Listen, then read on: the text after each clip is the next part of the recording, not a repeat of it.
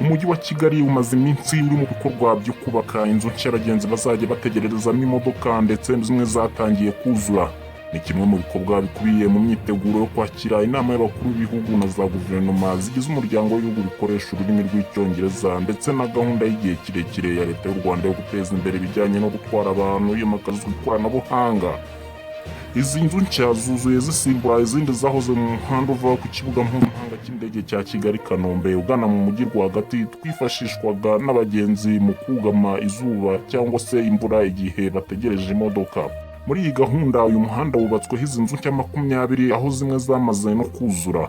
Izi nzu zizwi nka smart bus shelters zifite internet, uburyo bwo kwamamaza ndetse mu minsi iri imbere zizajya zitanga n'amakuru ashobora gufasha abagenzi kumenya aho imodoka zigeze.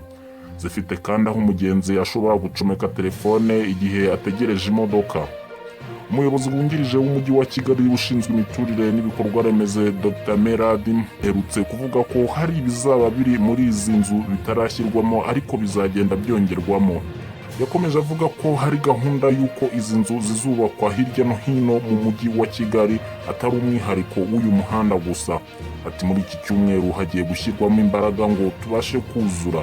Turashaka ko buriya bwugamo buzubakwa mu mujyi wose ku buryo uzajya burimo azajya abazi bisi igiye kuza, imyanya irimo n'ibindi.